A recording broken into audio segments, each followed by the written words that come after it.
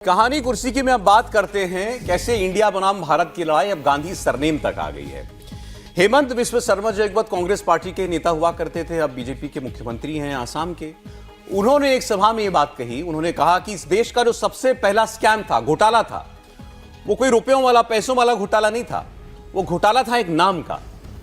Gandhi surname जिस तरीके से गांधी परिवार, आज जो गांधी परिवार है उसके पास आया, हेमंत बिस्व शर्मा कह रहे हैं यही है स्कैम। बोले मैंने बड़ी रिसर्च की है इस पर, मैं समझ नहीं पाया हूं कि यह परिवार गांधी कैसे हो गया। और फिर वो ये भी कहते हैं कि मैं राहुल गांधी से कहता हूं कि आप तो कम से कम गांधी सरनेम छोड़ दो, शोभा नहीं देता है, आपको गांधी सरनेम छोड़ देना चाहिए था। और बार बार वो इस बात की ओर इशारा कर रहे थे कि कैसे इंदिरा गांधी के बाद जितनी भी पीढ़ियां आई गांधी परिवार की, उनके सरनेम में कहीं ना कहीं कोई घोटाला है। तो आपको उनकी बात एक बार सुननी चाहिए और फिर वो सब बातें क्यों कह रहे हैं, एक बार फिर गांधी सरनेम की बात क्यों उठाई गई है, इस पर हम बात करेंगे।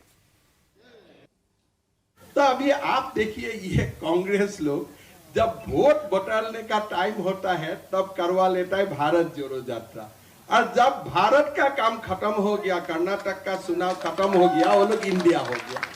अभी बोल रहे हम लोग इंडिया है। हम बोला भाई आप लोग इंडिया कैसे है? आप लोग डुप्लीकेट का तो सरदार है।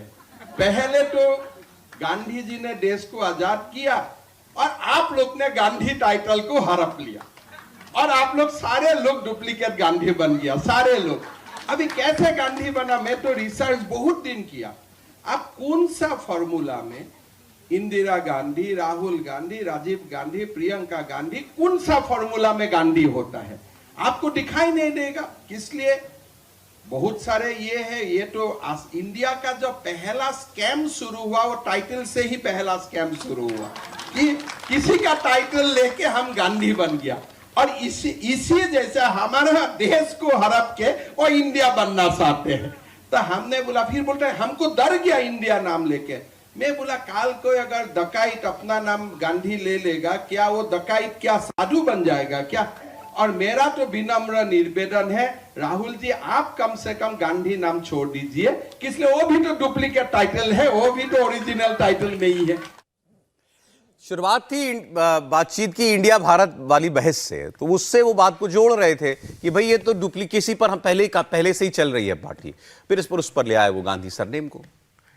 देखिए सौरभ जी, मैं कह सकता हूं कि अद्भुत राजनीतिक व्यंग है, और इस राजनीतिक व्यंग में कहीं न कहीं पूरे गांधी परिवार पर एक प्रश्न चिन्ह है। देखिए, जो आम लोगों की भाषा या आम लोगों के परसेप्शंस को, श्रीमती इंदिरा गांधी जो है उन्होंने शादी की एक पारसी से, और भारत की एक परंपरा रही है कि जब लड़कियां शादी करती हैं तो उसका गोत्र भी बदल जाता है और उनके टाइटल भी बदल जाते हैं।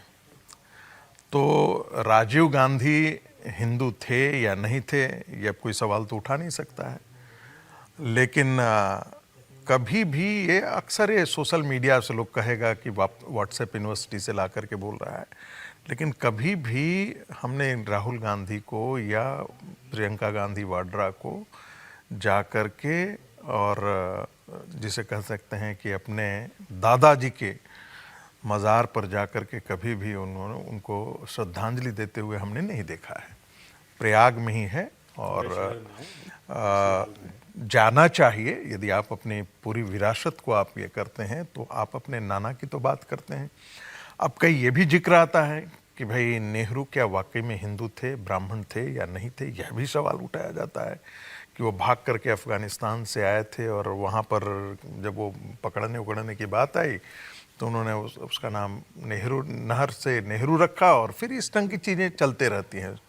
ये सब कोई एस्टैब्लिश तो नहीं है, लेकिन देखिए एस्टैब्लिश नहीं है, लेकिन इसमें बहुत कुछ, इसे आप ये नहीं कह सकते कि ये पूरी तरीके से गलत भी है, ये भी आप नहीं कह सकते। जो राजनीतिक व्यंग होते हैं कहीं न कहीं आप ये बता रहे हैं कि भाई देखिए, राहुल गांधी, श्रीमती सोनिया गांधी शादी की, राजीव गांधी, जब राजीव गांधी का नामकरण हुआ तो उसमें भी गांधी आ गया। गांधी वो कहाँ से आया? वो तो माता से जोड़ दिया गया, और ऐसा जानबूझ करके किया गया क्योंकि गांधी जो है वो फ्रीडम फाइटर के बहुत बड़े, फ्रीडम स्ट्रगल के बहुत बड़े आइकन थे, और आपने उस आइकन को अपने साथ जोड़ करके पूरे फ्रीडम मूवमेंट को एप्रोप्रिएट करने की कोशिश की। वो वही कह रहे हैं कि ये तो स्कैम है हाँ, कि मतलब ये तो आपने सरनेम चोरी किया है। भाई ये सरनेम चोरी करने के साथ साथ ये एक संदेश भी है कि आपने पूरे देश का, पूरे आइकोनोग्राफी ऑफ ए नेशन जिसके हम कहते हैं,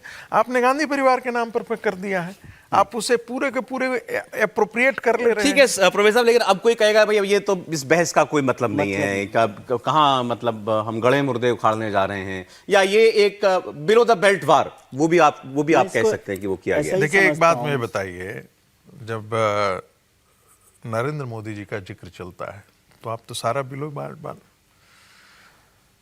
जब आप राजनीति के मैदान में होते हैं और फिर अब आप फुटबॉल जैसे कोई खेल रहा होता है तो लंगी मारना कहते हैं, तो जब आप लंगी मार दें तो बड़ी अच्छी बात है, तो जो दूसरा कोई मार देता है तो फिर आप कहते हैं कि आप बिलो बेल्ट मार। आप कह रहे हैं जायज हैं, ये हमले भी जायज हैं। जायज अनजायज नहीं है, उनको ये कहने का अधिकार नहीं है। नहीं ठीक है, लेकिन फिर अभी आप बता रहे थे कि इलाहाबाद में ही है फिरोज गांधी साहब की मुझे लगता है आपने जब ये कहा कि जो आप कह रहे हैं वो सच है, प्रमाणित है कि नहीं, आप ये तो अपने सामने दिख रहा है ना।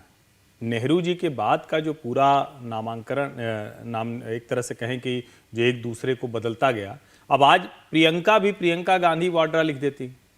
भाई कोई तो एक तरीका होगा ना, नाम रखने का कोई तो एक तरीका होगा, और उधारी के गांधी हैं इसमें तो ये कोई गलत नहीं है।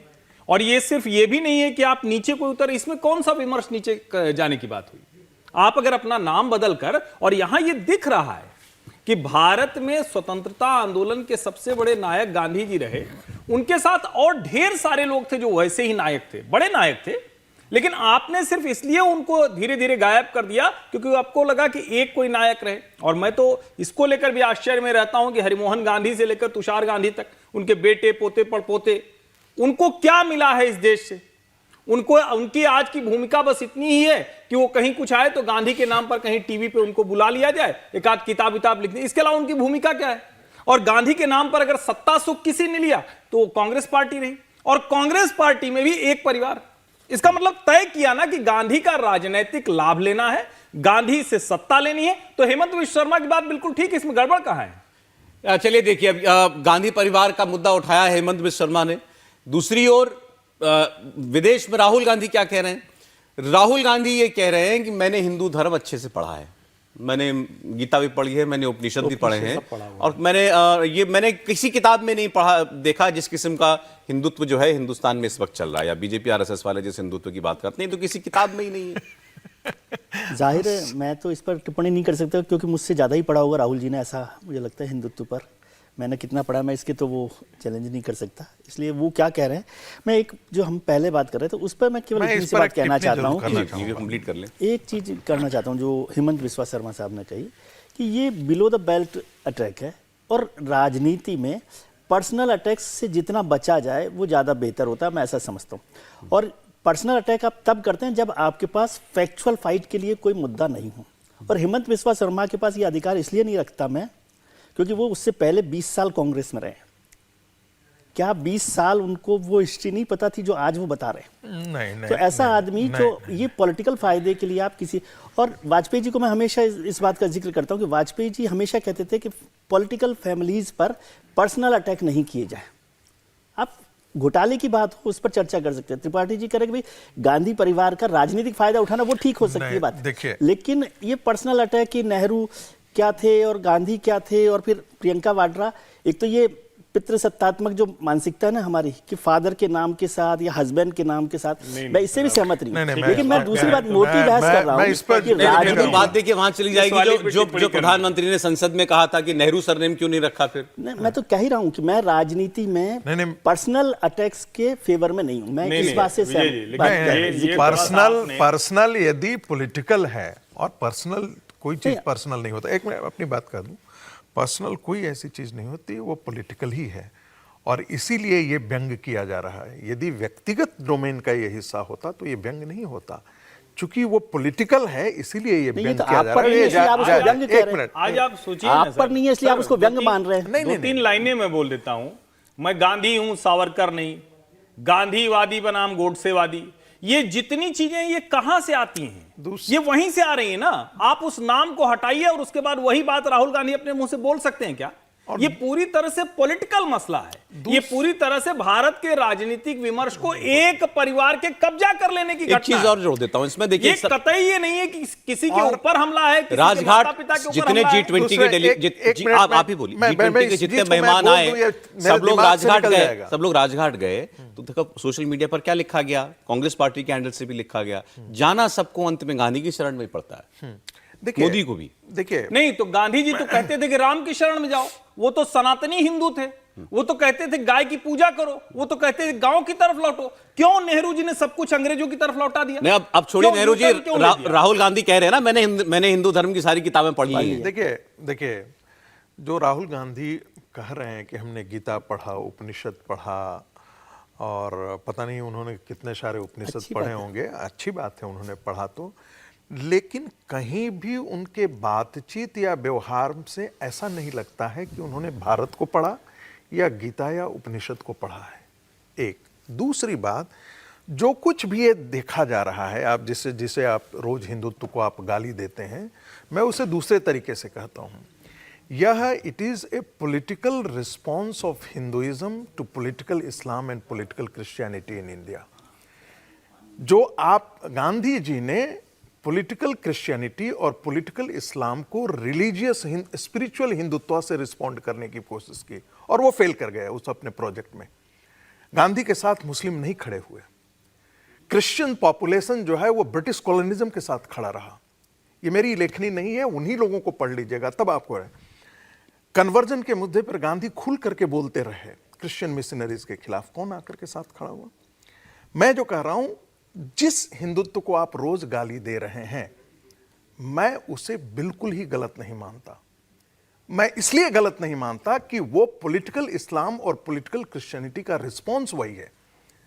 गांधी ने इसे स्पिरिचुअल रिस्पॉन्स देने की कोशिश की, वो फेल रहे अपने प्रोजेक्ट में। भारत विभाजन हुआ, लोग कहते थे गांधी जी ने ही तो ये सवाल उठाया था कि धर्म बदलने से 2 सेकंड बस आप डिफेंड किसको कर रहे हैं? आप हिंदुत्व को, जो हमारे हिंदुत्व की पॉलिटिक्स हो रही है उसको डिफेंड कर रहे हैं, मान लेते या हैं जो हमले वहां से हिंदुत्व पर हो रहे हैं उसको भी आप जायज मानते हैं कि होंगे? नहीं, ये जो जैसे ये टिप्पणी किस पर करते हैं, भारतीय जनता पार्टी पर करते हैं, राष्ट्रीय स्वयंसेवक संघ पर करते हैं, बजरंग दल पर करते हैं, विश्व हिंदू परिषद पर करते हैं, इन्हीं संगठनों पर करते हैं ना। राष्ट्रीय स्वयंसेवक संघ के अनुसांगिक संगठनों पर काम करते हैं।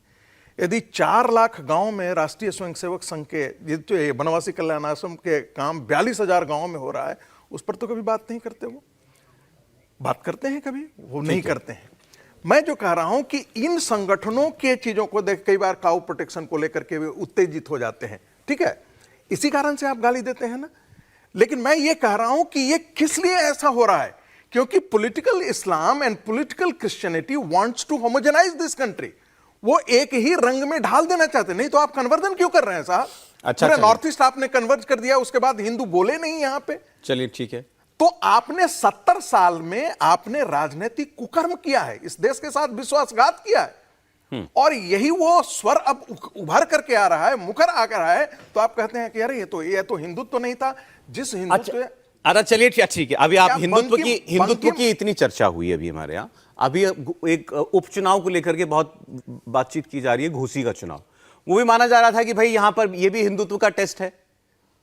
हिंदुत्व का अगर वो टेस्ट था तो हिंदुत्व वहां फेल कर गया है। घोसी के उपचुनाव में अखिलेश यादव बार बार कह रहे हैं कि भाई ये G20 में भी जोड़ दिया उन्होंने, इसमें जी घोसी तो नहीं है।